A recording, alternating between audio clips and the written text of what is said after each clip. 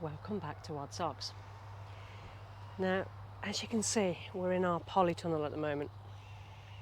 And if you've noticed from before, it's looking a little bit sparser. Now, the reason for this is we've removed the African marigolds. Where they were stunningly beautiful, they were far too big for this polytunnel. And trying to get in between to prune the tomatoes and making sure that everything's got a bit of an airflow, they were just far too big. So I've managed to take all the heads off those marigolds, and I've actually scrumpled them up and put them on the mound, and there's quite a few seed heads in there. So hopefully next year, if they all happily grow outdoors, we'll have a mound full of African marigolds, which are really beautiful. As you can see in here, we've actually got quite a few tomatoes and chilies ripening on the vine. And we have actually harvested several already. Now it's starting to get to the stage where it's kind of nice at this time of year when you're growing tomatoes, because it's normally a handful at a time that ripens up and then rapidly speeds up as August and into September approaches. So at this time of year, the tomatoes that I do harvest are normally for salads and fresh eating, where when I start getting more of a glut through later on in the year, I use those for cooking and making sauces, pasta sauces, pizza sauces, chili sauces, anything like that that I can actually use and freeze, or can, to use throughout the rest of the year, making the most of the glut of your tomatoes. So the tomatoes that are ripening at the moment will pretty much be used with some mozzarella, salad, basil, things like that. But I thought I would show you what it actually looks like in here at the moment. Now, as you can see, these chili plants grew so well, and they are absolutely covered in chili peppers. And there's a few that have actually ripened up.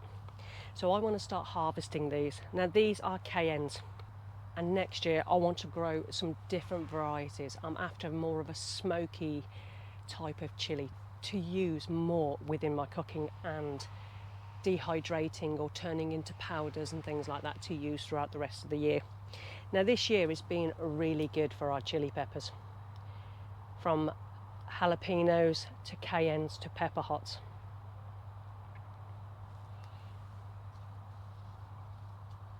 And I'm really grateful that these have actually harvested really well. Now I'm picking these today. These are being picked so I can use a few fresh, but I'm actually going to dehydrate them and then grind them up to use as cayenne pepper chili. I wanted some for the store cupboard, and I've got to admit these particular ones have grown very well this year. But it's not just peppers in here, which I've got to harvest today. It's also some basil and any tomatoes that are actually ready on the vine. But to be honest, I think Jamie's actually already been round and took majority of the tomatoes that are actually ready. There is one or two, but I think today it's mainly going to be chili harvest. Now, our chilies were started very early on in the year. I think it was January, February time. And we actually transplanted them straight into our beds from a small 9cm pot. Now, normally you should pot up as you go with your chili plants. But this year we just decided from that small pot to actually put them into our beds in the polytunnel. Now, it wasn't the warmest start and they did stall somewhat. But looking at the amount of fruit that's on these actual bushes, I don't think it made any major difference in the growth or the fruit production. Not that I'm telling you guys to do this. Maybe we have been lucky this year, but I think we will probably do exactly the same next year. Now these chilies, we actually pricked out the middle so they went a little bit bushier. And on the other side, we actually left unpricked.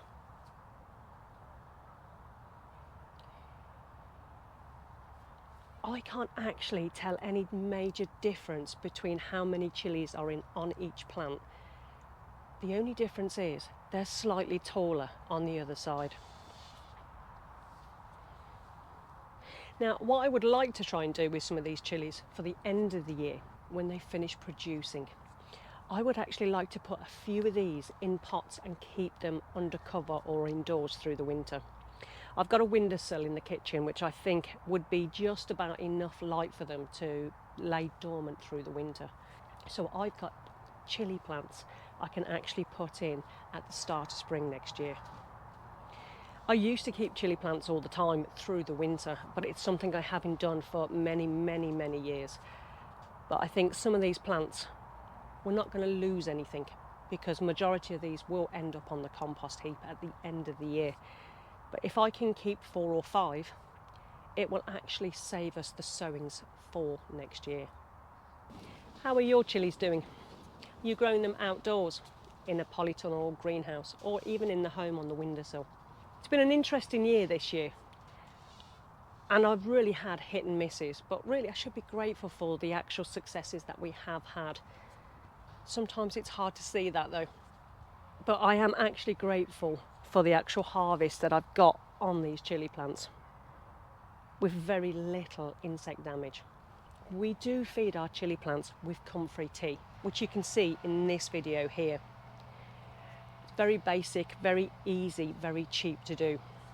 And this seems to have kept it quite healthy, but I think it probably could do with another good feed. Now in the winter, as this tunnel empties, we're going to be sowing lettuces and things late August, early September, sometime like that. So through the winter it will be filled with winter salad leaves that we can pick and eat as we go along, giving us a little bit of freshness. But all these beds will have a good heavy dose of manure through the winter, ready for the tomatoes and the chilies next year. Now I really want another polytunnel. I want to grow more melons, and I want to grow my Cape gooseberries inside a polytunnel because they're very stunted at the moment. But it's something that we'll actually have a look at, and I think through the later months, through the winter months, I think we're actually looking at dismantling some of the buildings and actually remaking some maybe polytunnels or an extended glass house. So if there's a variety that you think we should be growing next year, let me know in the comments. I want something that's really flavoursome and adds, and it's not just about the heat. I'm not that bothered about having really hot chilies, because I find it really hard to use in recipes where everyone's going to enjoy. But I want one with lots of flavour. So let me know in the comments some chilies that you think I should be trying for next year. But so far, I'm really happy with my results. So I'd better get on with the harvest and get these chilies picked before they go past their prime.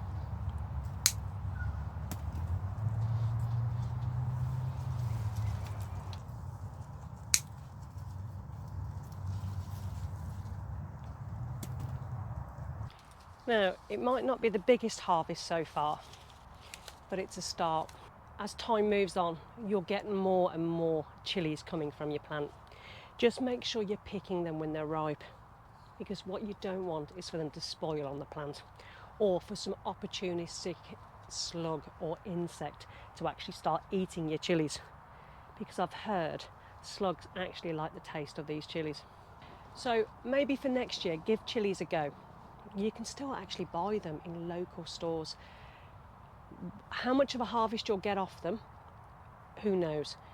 But if you bring it in through the winter, you'll actually have that plant hopefully survive for the following year, giving you a really good head start on next year's growing. So I'd better go and finish picking the rest of these chilies without breaking any more tomato plants, as I did in previous videos.